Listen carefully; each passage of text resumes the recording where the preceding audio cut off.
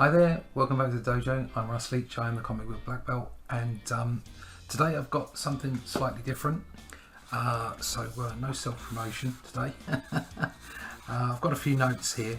I was kindly asked recently by Alexi over at the Making Comics group on Discord, first off to join, thank you very much, which I did. But also to judge on some artwork for a competition they put together for a single page of comic strip, and they had other people judging colours and composition, design, story, that kind of thing, and they asked me to, or Alexi asked me to judge just on the line work, but also additionally on the sequential flow of the page. Actually that was the only way that I could distinguish the first two or the top two pages, to be honest, top two entries. It was only the sequential flow that really separated them, because they were both just so well drawn. So that's the first thing. Secondly, all the pages were really well presented. Obviously had a lot of effort put into them. They were bright and colourful, and you know, there was a lot of, there was obviously a lot of care, and they all had merit. They all had something to show, and something that forwarded the story from an artwork perspective. So which is what sequential art is all about, and what comic strip is all about. So as you can see, here's the first one up on my screen, and this is, excuse me while I look through my notes, this is a Chip Save, a true story.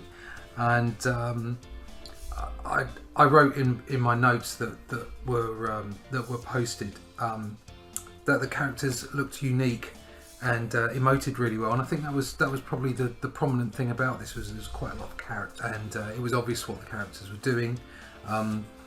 It's funny, and the artist obviously had an idea about what the characters would be like and how they would present themselves. That's all the good stuff. Unfortunately, there's a lot of anatomical issues with the figure drawing. Obviously, this is a comedic style, so there are areas in a comedic style where you don't have to be 100% perfect with your anatomy, but you do have to have an understanding about how anatomy works, and also about placement of people, of things within a panel, and unfortunately that's where this let itself down slightly. But also from a sequential perspective, the three panels didn't quite work and needed a little bit more work as to how those panels flowed. Having too much space on the page rather than in the panels never really benefits the story. So just a little bit extra on the notes that I wrote for the piece, but still it was a great effort, and enjoyed reading that. The next one, this one didn't have a title, and I wasn't quite sure what it was called. I could follow the story, I think. It was obvious that there was a lot of emotion involved, and the characters did emote really well. I really liked the difference in line weights and the design of the page overall, as far as the way the sequential art worked through. Again, anatomy was where this was let down, I think. There's a really nice style to this.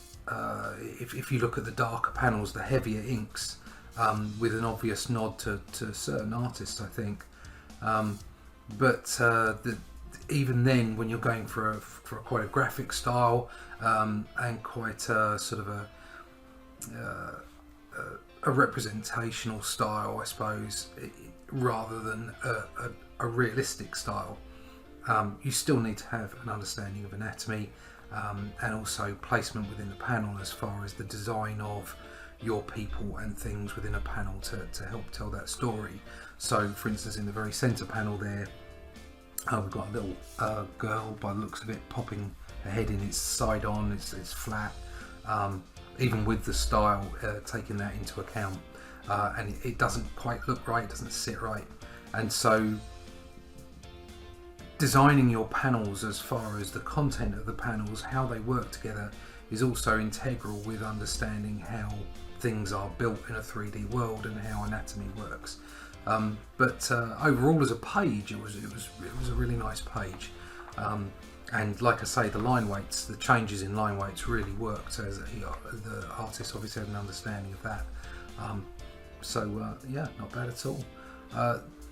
The deal, which was number, I put that down as 5, so that came in 5th out of 7. Very colourful. Obviously, it's not my job to judge the colours, but overall as a page, it really popped. Again, it comes down to figure drawing, and there's an obvious, to me anyway, there's an obvious manga overall feel to the style and what the artist's trying to do. In the 2, 3 here, in the 3 really full-on action panels, there was huge amounts of movement. It was really nicely done. Lots of different weights of line on ink. Really liked it a lot. Actually, I like the way the bottom panel has like a zigzag on the panel gutter. Really nicely done. But the rest of in the first 2, 3 panels, 5th, 6th panel, it looked a little stilted as far as the anatomy was concerned, and this is something that I think is probably a theme right the way through all of the pages to one extent or another. Even though obviously this has a manga influence, the style, you still need to get your figure drawing correct for it to work. That's where this was slightly let down, and also maybe a little bit too close in on some of the panels. There needed to be a little bit more space as far as the content of the panels and being able to feel or see what was going on. It was a little confusing. But once again, like I said earlier, some lovely action shots, really nice line weights on those shots, and I think as a piece of advice, as a general piece of advice, it's okay to be inspired by other artists, and even if you want to draw in a manga way, but find your own way. Don't be too led by your heroes, as it were. This page, Crossing Paths, overall it looked really nice. I think it's difficult to judge all of these pieces with each other because they're all so very different. If it was all the same story, you could be very specific about why one seemed to jump out more than another. So it is a little unfair on everybody involved that they all have different stories. It might have been nice to have one story and see everybody's attempt at that same story. However, that's not the case, so you have to kind of judge them on as best on merit as you can. And also, as I suggested, colours are not my purview, and I think part of why this page looks lovely is the whole thing. The colours are really nice. It stands out quite well. The downside of things, I would say, the inking is the same line weight right the way through. So if this was to be in black and white, if I was to just look at the inking, there'd be no differential between the line weights of any particular amount, and that really does make a difference because you want different aspects to pop. You want different aspects of say even just the facial features from one side of a face to another might need different line weights, but certainly as things, as objects, people, whatever, become in the foreground and the background, you want to definitely vary your line weights. And then on top of that, okay, it might be a stylistic choice, but there is no shading in this at all. It's just single lines, and that's where the line work is let down a little. Also, here we seem to have lost a face and the back of the head, and it's a little unfinished there. So that's really what's why that got the placement from me that it did. Obviously a nod to other styles, but still I think actually starting to work towards a unique style of their own. I really like that face. That's really nice. So that's it for that one. That was Crossing Paths, and I put that in at number 4. Again, overall impressive page, but when you drill down, you can see that there are issues with again with anatomy and with line weights, and that's really what's as I said, what's the underlying theme of any critique that I'm producing. So again, nice page though, it's good. This is, where are we? It's the third one. A brief guide on human abducting. I really like this page. It's bold. I like the fact that it's got varying line weights, even though it's a very comedic. And this is part of what I was saying earlier about it's very difficult to judge, say, this against the top two, because it's not just a completely different style and story.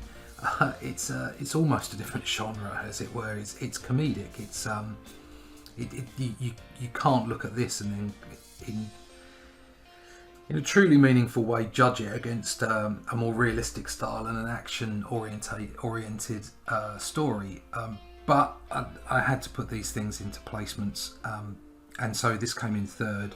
Really like the characterization. Some lovely line work there. If you look just in there, as the shading, the edge of the books, bit of Kirby crackle, fantastic. Again, anatomy. I know this is comedic, but try and hit up on those on your figure drawing. It really makes a difference. And also, a couple of the panels seemed some odd. To me anyway, seemed a little odd to try and pack so much into this panel and not an awful lot into this panel. So some of the decisions on what the panel content were according to the story and how big those panels were made, that would be where I would really, as a comedic style, the only place I could mark it down. And I do understand this massive panel here, and it looks really great, but maybe there was another way to make more room for this, because this got very confusing down here, and some of the lovely art that was going on was sort of masked by lettering, which you obviously have to have the lettering, so you have to bear that in mind when you produce a page and when you produce a panel. So overall though, I really like that page. Very strong, along with some great colours on there, but the actual artwork, I really enjoyed that. So now we come to the top two, and as I mentioned earlier on, it was so difficult. I wanted to basically tie these two. They're absolutely completely different styles, completely different approaches, and the only thing I could really pick out that I could say, oh, one was slightly better than the other, or one missed something out, maybe, I don't know how you want to approach it, was that the one that came in second, which is Sight, the sequential storytelling kind of went a bit awry at the bottom, and I wasn't quite sure what was going on. There were some issues again with anatomy, not wildly, because if you actually look up the top, that's lovely. That panel is fantastic. I really like that. This middle panel is great. Again, I think there may be some manga influences, and what's happening here is the artist has created their style that is semi-realistic but has these influences on them, and so it kind of jars. So I can see what they're trying to do, but this face is a little odd if you're not going full on manga. Again, these are my opinions. you know, people are welcome to see things slightly differently. And really, it was tiny, but you know, it came into tiny differences in order to pick out the difference, you know, between the first and second place. Like I say, I wanted to tie them, and when I talk about that, the anatomy, it is minor. It is minor because this is a great job. I mean, that's a lovely position there. It's just the hands are a bit weird there, and like I say, this top panel's gorgeous. Love that characterization. Lovely line weights. The differences in line weights, really nicely done. Very graphic style, very different to the final piece, Law of the Land, but just really graphically a lovely page. And it was a bit heart-wrenching to put it into second, to be perfectly honest. It was only that sort of difficult to follow with the sequential aspect of it at the end that gave me any kind of hook to mark it up or down.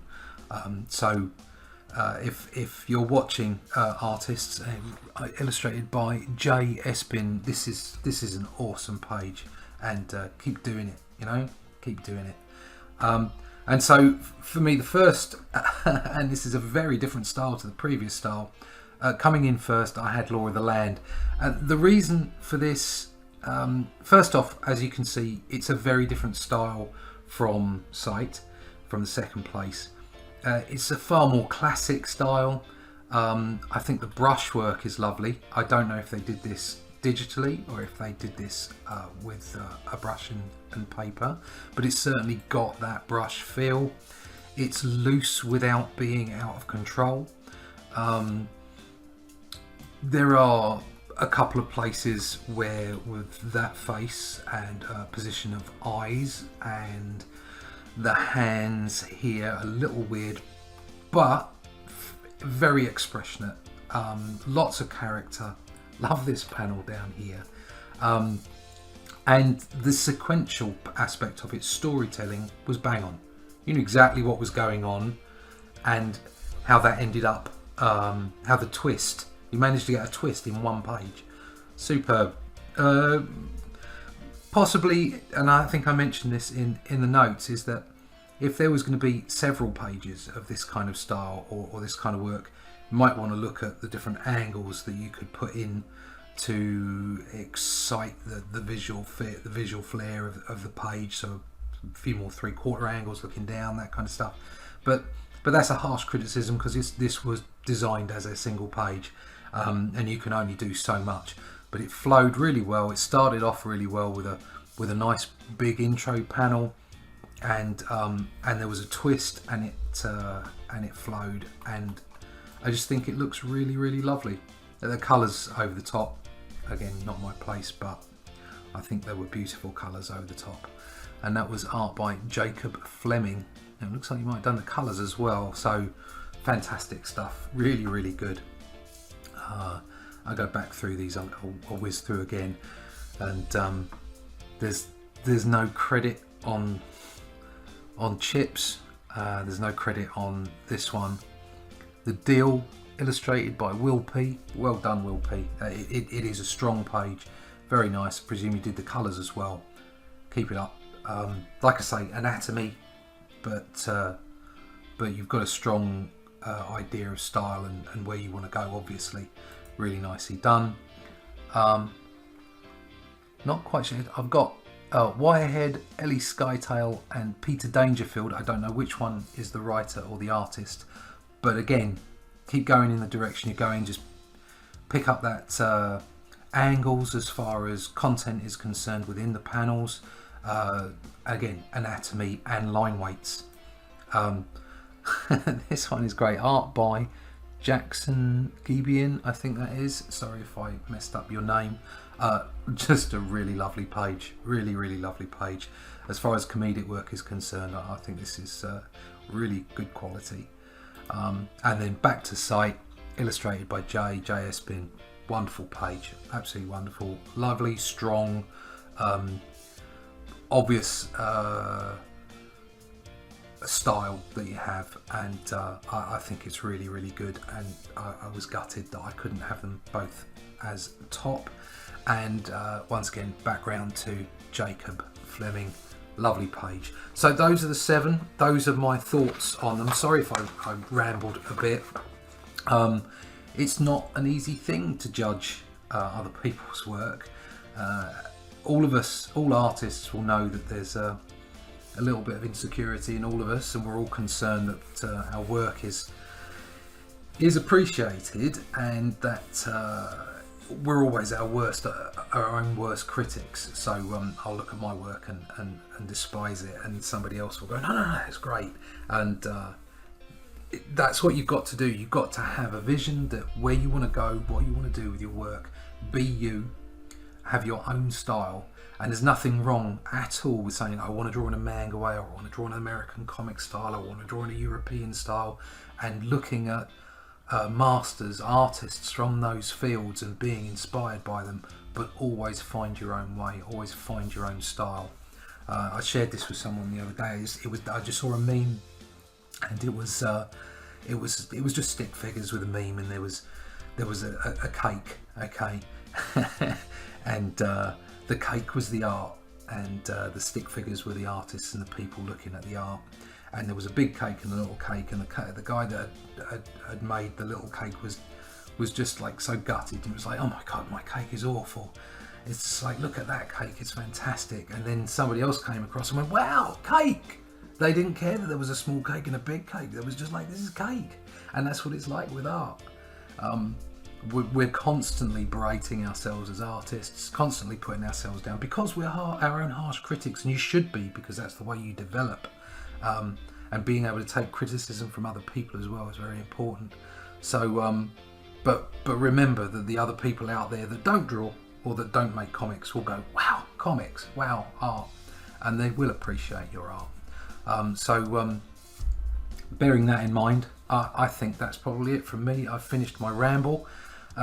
You can find me on YouTube, obviously, Comic Book Black Belt. I'm over on Instagram. I'm around on Facebook, on Twitter, Comic B Black Belt, and yeah, just look me up. You can email me from my website, russleach.com, or comicbookblackbelt.com. Also, I have an email list if you want to sign up for that. The links are in the description, and I'll hopefully have a new book out next year called Only Death Can Save Us, and I'll have some videos up soon about the production on that. So thanks very much for watching, and I'll see you in the dojo again real soon. Bye bye.